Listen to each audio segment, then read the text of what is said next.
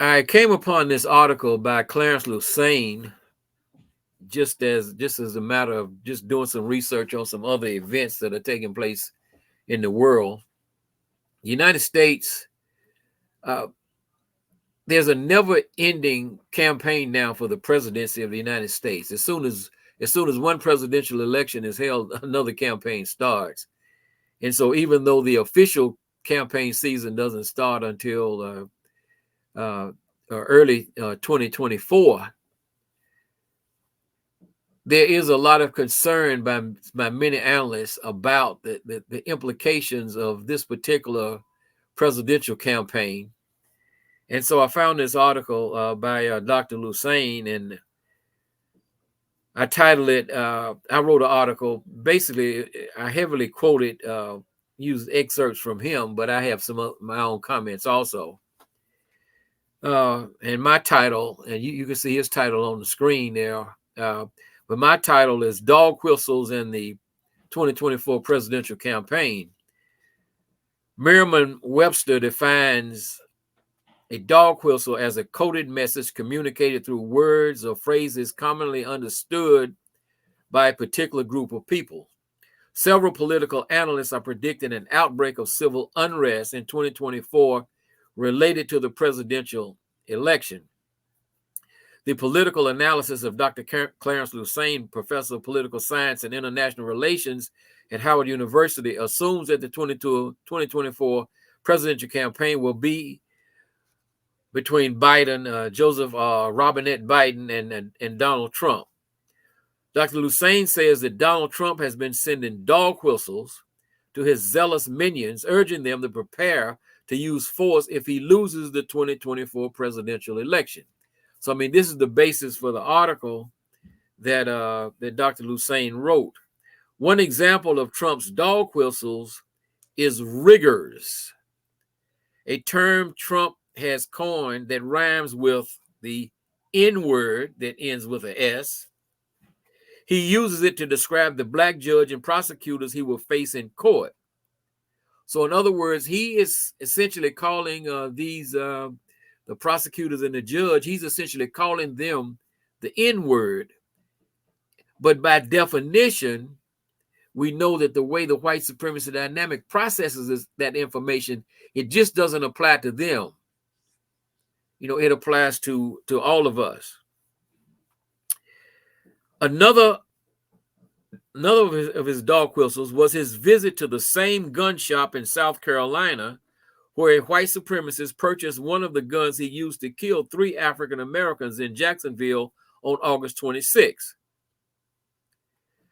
The South Carolina gun shop dog whistle reminds me of Ronald Reagan sending a dog whistle when he launched his 1980 presidential campaign in Philadelphia, Mississippi, the site of the 1964 murders of 3 civil rights workers. It essentially says we're going to violently reverse any progress black people have made. That's the purpose of the dog whistle. I mean, he goes into, why Trump chose this particular gun shop.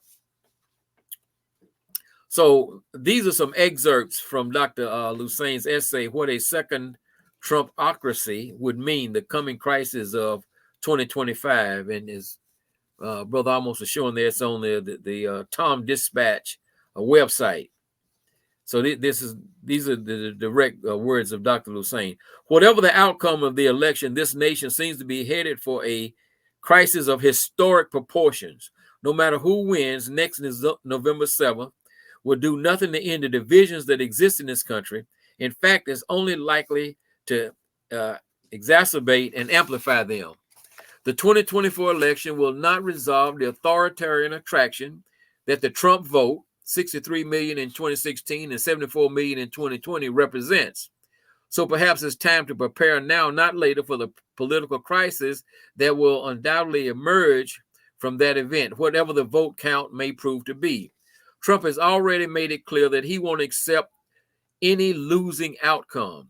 Neither will millions of his followers. On the stump, Trump has already begun to emphasize that the spiraling legal cases against him are election interference, that the Democrats are putting the pieces in place to steal the election from him, and that the black judge and prosecutors holding him accountable are racist. Now, he's calling he's calling these people of African descent racist. As he wrote on one of his social media posts, those individuals to him are riggers. Those individuals are riggers. That stable genius use of a term that rhymes with a racial slur against black people was undoubtedly no accident. There's no accident that he came up with a word. He put a R where you would normally have an N to get the point across. It's a dog whistle, to his rabid base of followers. Trump's legitimate fear of losing is pushing him toward ever more strident and violent language. He is signaling to his followers that the use of force to put him in power or to go after those who deny to him is all too acceptable. His visit to the Palmetto State Armory gun shop in Summerville, South Carolina on September 25th was an unambiguous message to them: get ready for war. That visit was more than just a message to his followers to arm themselves. There are 158 gun stores in South Carolina, yet Trump selected the very one linked to a mass killing of black people in Florida. At least one of the guns used in those murders had been purchased at that very gun shop. On August 26, 2023, the white supremacist Ryan Palmito went to a Dollar General store in Jacksonville and murdered 3 African Americans, then killed himself as the police closed in. The shooter had 2 guns, a Glock and an AR-15, one of them from the South Carolina Palmetto Armory. Palmetto also left behind several racist manifestos. That carnage occurred just a month before Trump's visit, and his implicit decision to associate himself with that explosion of bigoted violence, like an earlier trip to Waco, Texas, the site of a deadly gunfight between federal law enforcement agents and anti-government extremists, helped reinforce the idea on the far right that violence force is acceptable for political ends. In his speech at Waco, his first official campaign rally for the election of 2024, Trump stated, "I am your warrior, I am your justice. For those who have been wronged and betrayed, I am your retribution." Note, now this is me, this resonates with Trump followers. It is similar to the drive for redemption that motivated the Confederates after they lost the Civil War. And we know that the Confederates that lost the Civil War turned extremely violent to redeem themselves from losing. We see this in the numerous race massacres all across the South, beginning in Memphis in 1866 and extending all the way up to Rosewood, Florida in 1923 and beyond. Let's see. If Trump were to win, the extremists in and out of government would immediately be empowered to carry out the most right-wing agenda since the height of the segregationist era. I think they would probably go beyond that. On the other hand, a significant electoral defeat for the Republicans and Trump, along with his conviction on any number of criminal charges, will certainly prove a major obstacle for future authoritarianism. However, tens of millions of his voters will not go quietly into the night while far-right elected officials in Congress and state legislators continue to push extreme conservative policies. For example, they just redrew the congressional districts in North Carolina to give the Republicans like a 10-4 advantage, 14. I think now it's something like 8-6 or something like that. I mean, it's so they are putting things in place so that so North Carolina has 14 representatives in Congress. 10 of them will be Republicans, and this is not a Democrat-Republican thing from our perspective because we're independents. We're just doing the analysis of how this shrinking population plans to stay in power. Okay, now this is my comments. I don't agree that a Donald Trump defeat in 2024 will prove a major obstacle to future authoritarianism. This drive for authoritarianism in the United States precedes Donald Trump. Okay, you could say it began to emerge during the Obama presidency in mass, but it certainly preceded Donald Trump. I mean, we got the murder of the Emmanuel 9 during the Obama administration, for example. So, I mean, Trump is just a symptom or a person who's taking advantage of it. Okay, so I said I don't think it would be an obstacle. I think they're still waiting for a hardcore, charismatic, right-wing ideologue to emerge and lead them to their dream of a Fourth Reich. The more emotional than ideological silver spoon Trump is the best that they have at this moment. He's not the guy that they are really looking for, but he's what they have to work with, and they're going to ride him, as much as they can to try to get to their ultimate objective. However, I do agree that the 2024 presidential campaign will see an outburst of civil unrest. For how long and how bad it will be is the real question. Note, I'm a political independent, and I expect that under stress, the elites of the Democratic Party will cave into the fascists, same as Paul von Hindenburg and the Social Democratic Party of Germany did in 1933. So, in other words, quite frankly, if you are part of the part of the American body politic, and you're looking for something that bends towards justice, you don't have anything to choose from between these two candidates. It appears that a majority of the people under 30 who are increasingly voting are turned off clearly by Trump, and ever increasingly more by Biden, given his handling, of the wars in Ukraine and now the war in Gaza, where he's just given the Zionists, the Zio-Nazis, carte blanche to just kill people with impunity. So I think there's a lot of opposition. The question is, I mean, can 30% emerge to just break away from the corrupt two-party system is the question I'm raising. But for us, with this coded language that Donald Trump is using, the way the members of the white supremacist dynamic, the people like, the Peyton Gendrons and the Dylan Roos, Ryan Palmeda and Michael Bush and the others, the way they process this is they look at all of us. It would be difficult for them to get, for example, for them, I'm talking about these raw elements, not the people that, killed Dr. King or JFK. I mean, they could get anybody, but they will do exactly what Gendron and Roof they'll and others do. They'll choose just innocent African American people, in a grocery store, in a mall,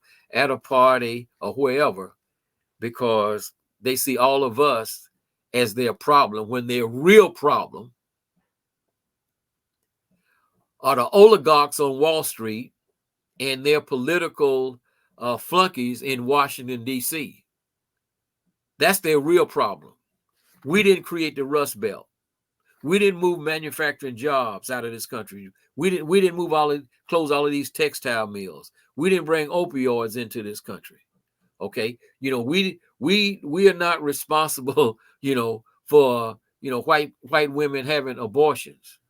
We're not responsible for them, turning to same-sex marriage while their population shrinks. Those are not things that we had the power to do. But their hatred is so directed toward us when people use this language like riggers. It's so directed toward us that they are blinded. They can't see the oligarchs on Wall Street. See, they can barely see the political establishment, in Washington, but they see it more in the context of Democrat versus Republican rather than as a corrupt two-party system. So this is what we have to prepare for. And it's going to require us to really, really, really, really, really, really, really, be totally on guard as as this political season unfolds in just a few months. So that's just a few comments I had on that, Brother Amos. Well, this is what I talked about when we talked about this in the past. Is I see two things here. One, on one end, you have Donald Trump creating these terms, but Donald Trump is a coward because he knows that the real problem is the Zionist Jews. Yep. He doesn't want to come out and say that because he has an alliance to them the same way that Joe Biden does.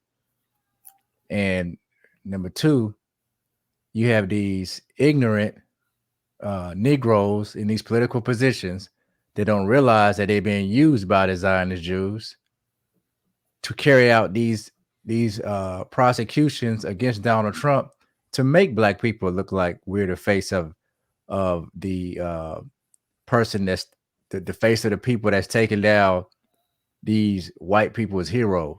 Right. The face of the prosecution. Right. And what the majority of these whites don't realize is that, and maybe some of them do, is that Donald Trump is nothing more than a person who is, he's a white nationalist, but under the confines and the restraints of Zionism. Mm. So he's not going to step outside of that box and actually attack the people who are really destroying their country. Mm.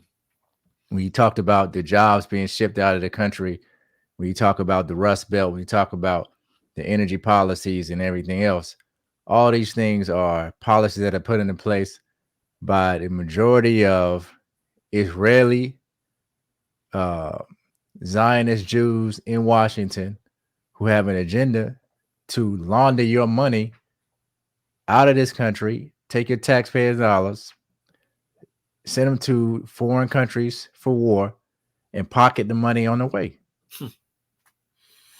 So no matter who the candidate is, until they step up and criticize, openly criticize that faction of the problem, then they're not going to be taken seriously by anyone who really knows what the problem is. And it's going to constantly be a continuous game amongst the people. And we have to be smarter as black people. And what we're doing as black people is we're getting caught up in our emotions because we want to fight white supremacy, Mm-hmm. not realizing that the head of the snake of white supremacy in this country or those oligarchs, if you look most of them up, you'll find out what their background is. So we focusing on somebody like Trump who really is not even a factor when you talk about the grand scheme of things. You know, he's the face. He's the person that they, you know, blow up in the media and point the finger at, but he's not the person that is making the decisions that's going to affect your everyday life. He's simply not. Yeah, and what will happen is he will be so demonized and Nazified and everything else that particularly the average black voter, particularly the average older black voter, will be scared out of their pants. They'll be scared out of it. By the time the media finishes, with all of the propaganda, and people can read the article. I think Dr. Hussein himself is probably hoping for some type of Democratic Party victory, but Right. And that's the thing. You have on one end, you have people who are willing to criticize Trump, but you never hear those people criticize the people that are involved in both parties exactly, who have a Zionist background that are doing this, that are making these decisions. You never exactly, hear them criticize those people. never, never, And and you see, you know, these media outlets like Google, YouTube, Facebook, what have you, your mainstream ones like CNN, Fox, New York Times, never criticize APAC, never criticize Israel, never criticize Zionism. Yeah, I mean, you and look you at get positive stories about these Democrats or anybody else who was pushing their agenda, and negative stories about people who are fighting against it, or those people get shadow banned, or those people get outright banned off of platforms from being able to talk about this issue. You got over 28 states, excuse me, in this country right now where it is a law against boycotting against Israel. So are those riggers or are those Zionists? huh, exactly. I mean, how does that come about? How is it that and most of these laws, primarily in what's quote unquote called red states, where you have, white conservatives who claim to be America first, who claim, that they believe in the Constitution, but they're willing to violate our First Amendment rights, by passing these anti-BDS laws that don't even allow you to speak out or to advocate for a boycott of an apartheid nation, the way we were able to advocate boycotting the country of South Africa when it was an apartheid nation. But you can't do that against the Zionist state. I mean, it's it's crazy when you think about it, brother. It's really crazy. Yeah, and the crazier thing about it is you have all these politicians that have a sworn allegiance to not criticize or say what they know to be true. And this is what APAC is all about. We've heard Cynthia McKinney talk about how they approached her and tried to get her to sign a document swearing allegiance to APAC in Israel. Yeah, exactly. And I mean, like you said, they don't. I'm trying to find this thing we posted just a couple of days ago. Oh yeah, here it is, right here. Hakeem Jeffries, the nephew of the great African Senate scholar Dr. Leonard Jeffries, and what a disconnect. Um, he did an interview where basically I just read, what he said regarding the conflict, that's taking place, in Gaza. And so, I said that, the process of groveling his way to being the leading neo-colonial servant of the American empire and a comprador for the Zionist state leads to a distorted reality such as this. Now, this direct quote. I know that Israel is taking every effort to continue to conduct this necessary war following the international rules of warfare, and I would expect that it would continue to do that. For the good of Israel, for the good of the region, for the good of America, the free world, and the Palestinian people in Gaza, we need to make sure that Hamas is defeated. Israel is not conducting an ethnic cleansing campaign. Israel is not engaged in genocide. Israel was brutally attacked in the most horrific way on October 7th. It has resulted in the largest loss of Jewish life since the Holocaust. And Israel is in a position where it is responding and going after Hamas. That is necessary. That is a necessary and urgent project. And in the process of him saying this is the largest loss of Jewish life, that's only a fourth of the total amount of lives that have been lost, which have been predominantly Palestinians. Yeah, it may even be just slightly more than a tenth, because they the Gaza Health Ministry did their estimate. and a guy with the Israeli military, and he could be inflating his numbers, said it could be up to 20,000. So I said between 10 and 20,000. But the interesting thing is this guy doesn't mention one thing. But I mean, just look how this started. This he said they had taken every effort to continue to conduct this necessary war following the international rules of warfare. This guy looks at war crimes and sees international rules of war. This is political psychosis. This is a person detached from reality. This is a person who is so totally under control as if he's been brainwashed by the Zionists. Right. And But if you were to read, go ahead, bro. Go ahead. if you were to read his statement 50 years from now, people were looking for a historical record on this war, and they read his statement, and we were studying history. If you didn't know how to read between the lines and look for other clues, and you just read his statement, then you would believe that this was a justifiable genocide. He has to actually come out and say they are not committing ethnic cleansing, which tells me that he knows that's exactly what they're doing.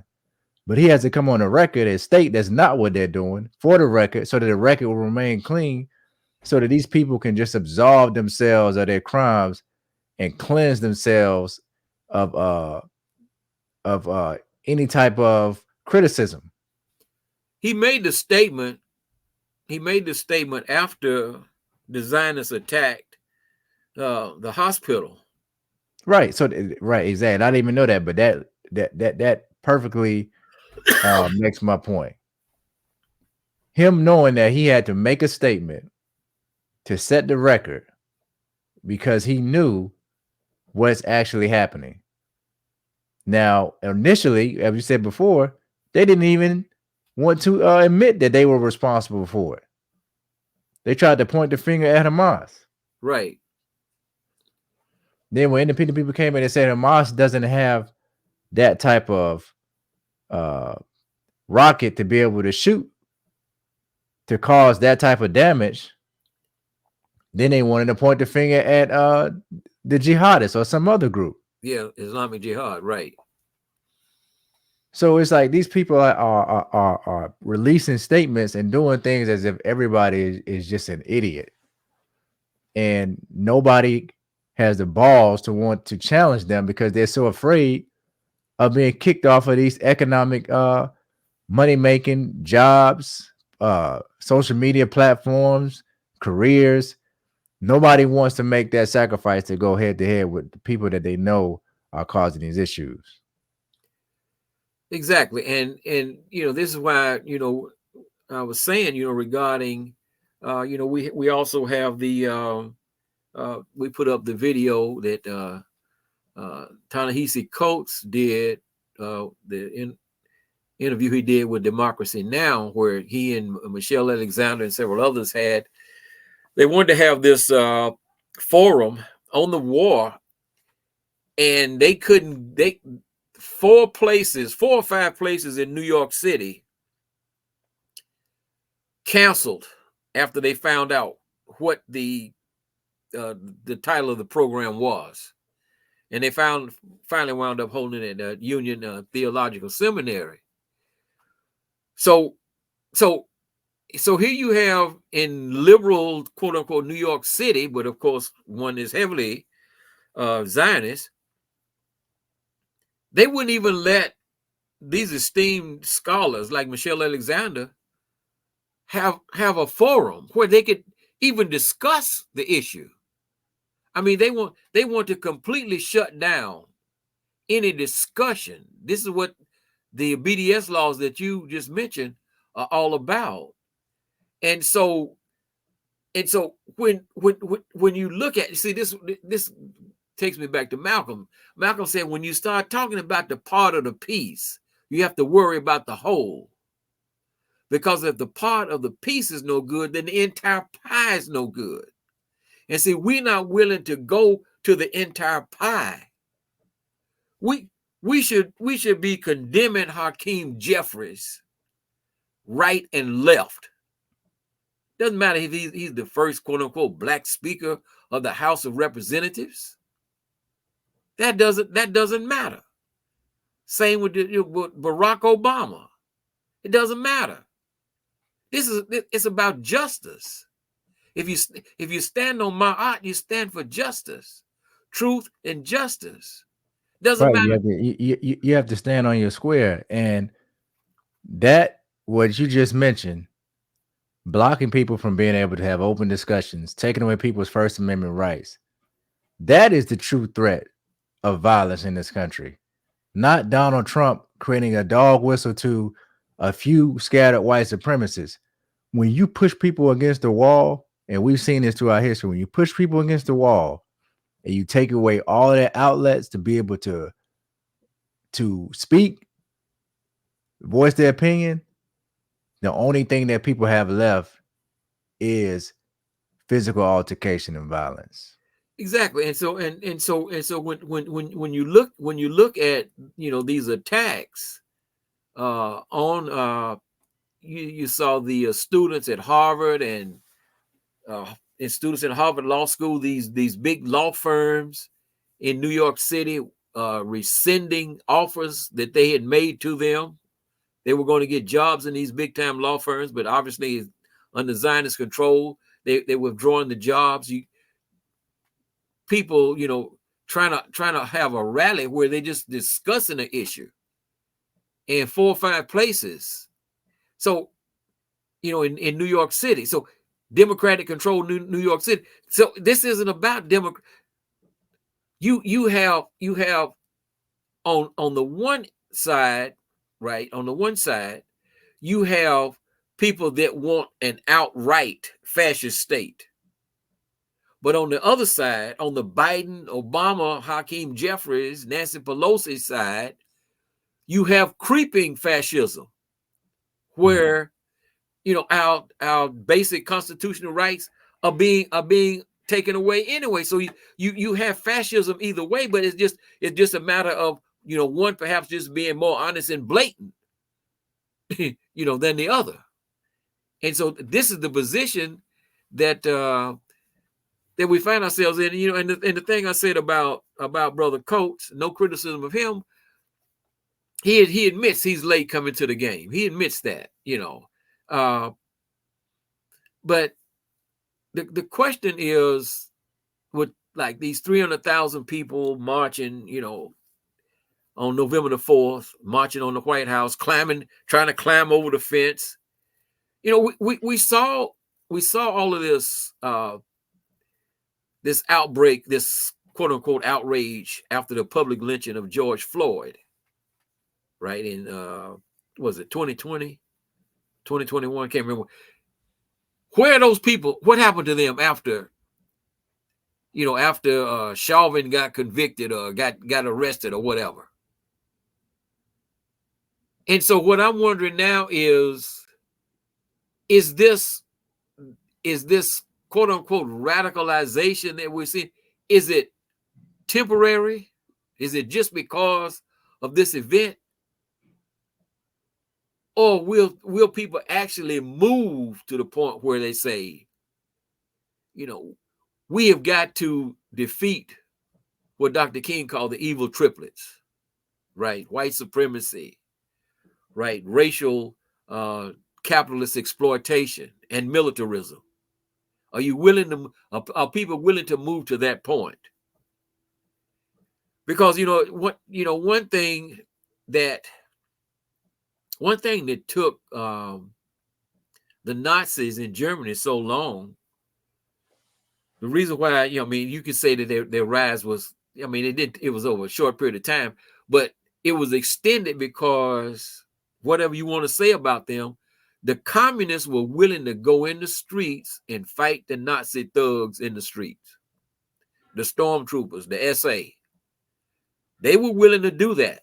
They went. They went and eventually, yeah, they paid a heavy price, but for a period of 10 years, they were willing to go into the streets to fight the thugs, the Nazi, the Neander thugs, and at the same time, they had a party that was getting 10-12% of the vote.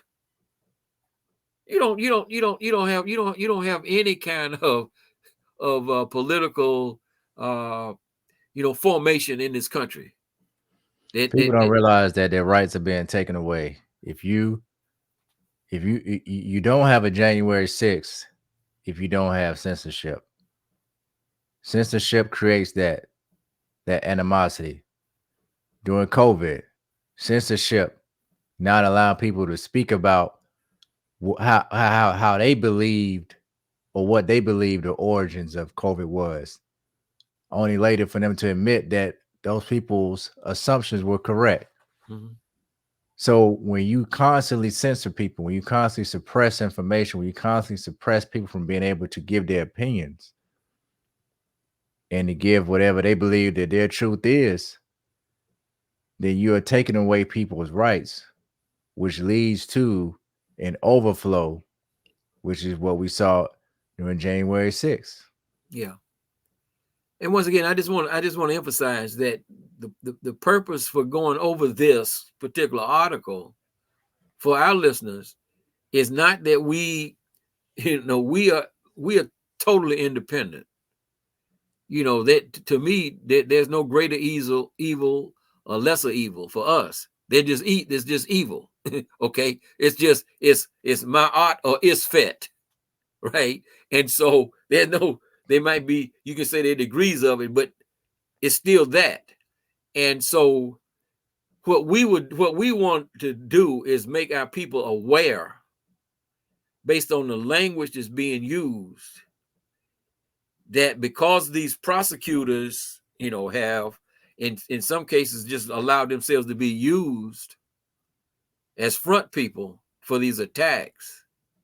We just want our people to be aware of what is most likely coming and to prepare for it. That's our purpose for doing this. We're not into Trump versus Biden, Democrat versus Republican. That's not what we're about. But we can't ignore this language at the same time. We have to make our people aware that this is out there. And, we hope that people can think critically and see, okay, well, we need to be aware of this, but we need to be aware of, this right wing, move towards fascism. But we also have the more centrist move towards fascism is represented by Biden Harris. We hope that people are able to process it at that level. Definitely. But brothers and sisters, this has been another edition of the African Liberation Media Show. As always, we appreciate your support for tuning in. And if you like what you heard, leave your comments down in the comment section. Make sure you subscribe and click the notification bell so that you're receiving an update or notification each and every time we upload a new video. Until next time, Abib Fahodier. Abib Fahodier.